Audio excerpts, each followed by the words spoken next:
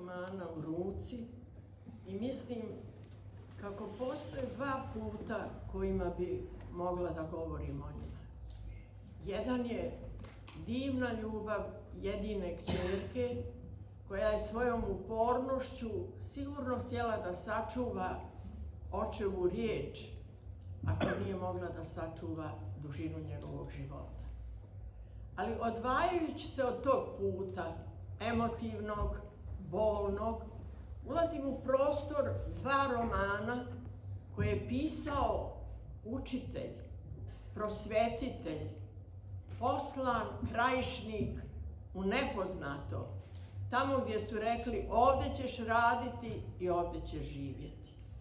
I u tom oduzimanju unutarnje slobode, u tom lišavanju slobodnog kretanja, učitelj dolazi u nepoznato selo, čudnog imena i u kojem samom nazivu sela nalazi se simbolika. Jer borova ravan, ako su borovi, otkud ravan? Otkud u planini, a da niko ne zna gdje se to selo nalazi?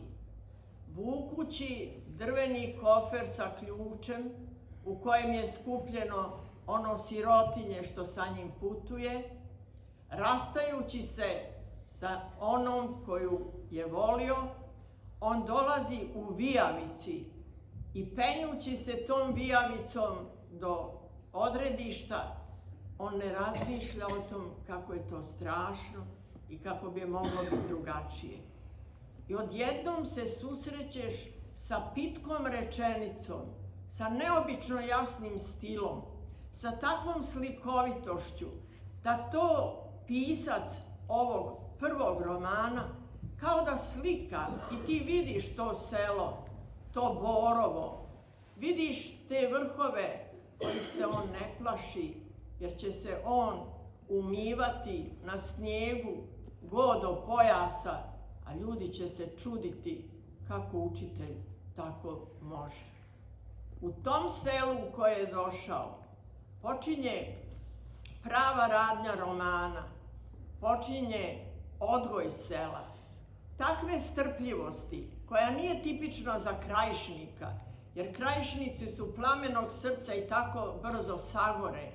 On nije sagorio, on je strpljivo čekao da dođu djeca u školu, on je slušao kako stoka grije odozdo iz prizemlja, on je znao doći će. Došli su dječaci tankih mršavih nogica i došao je hodža. Hodža Omer mu je rekao, mi ćemo zajedno raditi. On je u tom selu prisustvovao kad je žensko dijete došlo prvi put u školu. Danas to nama zvuči kao da je to bilo prije ko zna koliko godina. A bilo je u vremenu kojem svjedočimo, pa su ženska djeca došla u školu, a onda je donesena odluka da žene otkriju lice i da bez zara ili feredže dođu u selo. Kako je on to radio? Odgovarajući na misaono pitanje hodže Omera, reci mi učitelju, kad tako znaš, koliko je zvijezda na nebu? Sve ih vidimo, ali jesi li ih izbrojao?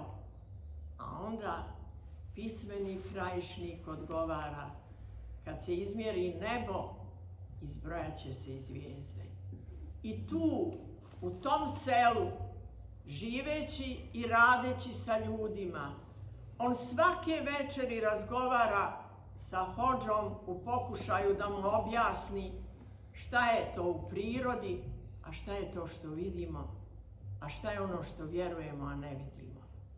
I u romanu, u slojevitosti romana, nalazi se epizoda o banditima, vrlo realistično objašnjena, pa epizoda o hvatanju vuka i o nekoj čudnoj, neočekivanoj plemenitosti ljudi koji žive u tim selima koja ne postoje na geografskoj karti, osim kao nadmorska visina. I oni će pustiti vuka, a vuci će se osvetiti. I tu je simbolika.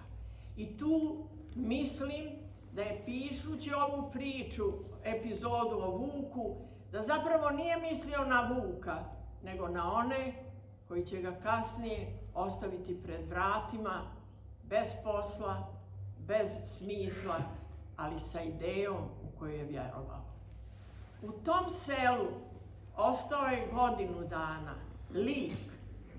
Ne mogu da kažem da je ovo pisac, nego učitelj u selu u kojem se družio s ljudima. Izdvajam epizodu jedne hladne noći kad se ruka samo ukaza kroz vrata i crna okrugla tepsija, a u njoj pita i vruća supa od borovnica i kako za čas nestade te pite, dok je svako pomalo rukom uhvatio svoj dio, učitelj pruži ruku još jednom i dodirnu praznu crnu tepsiju. To je ona tepsija koja će zadržati to malo što ostane kad se pojave oni koji će tražiti otkup, koji će tražiti da odnesu, a ljudi su govorili, ali učitelju mi nemamo. To je roman vrlo zahtjevan i vrlo simboličan. Danas kad ga tumačimo, kad Stojana Delića 35 i više godina nema, mi vidimo da to nije bila naivna priča o tome kako je u jednom zabitom selu učitelj trebao da donese svjetiljku, nego da je to bila simbolična priča u kojoj je već tada neko odavno mislio kako će ga poslati tamo u što dalje da ne ostvari ni ljubav koju je volio. To je romaneskni dio u kojem dolazi u grad da vidi još jednom Dušku, figurativno, međutim ona je s drugim čovjekom i u oba romana javlja se epizoda poštara koji ne nosi pismo i završavajući roman, prvi pisac kaže: otišao sam služiti vojni rok. Ne znam, otišao je, ne znam da li se vratio u selo. Kao što je ovaj prvi roman u pejzažima koji te raduju u životu, jer vidiš tu ljepotu, tako je roman Istraga gorak i kad ga završiš zadnju stranicu, osjetiš svu gorčinu koju jedan život osjeti potpuno nedužno kad se 10 ljudi dogovori da svojom pokvarenošću i zlom namjerom unište plemenitog, časnog i čestitog čovjeka.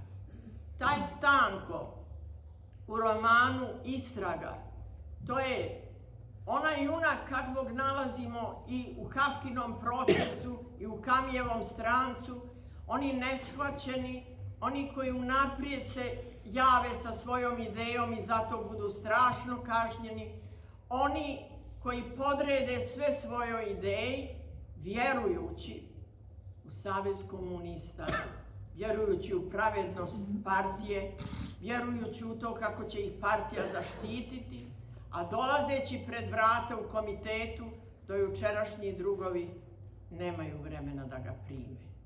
Razgovarajući sa njima, on ih moli da počne raditi, da im kaže istinu, ali to je trenutak kada jednom padneš i niko nema da ti pruži ruku da ustaneš i u tom padu strašnom u kojem se nalaziš ti zapravo vidiš to nebo za koje je Hodža Omer pitao: možeš li da izbrojiš zvijezde?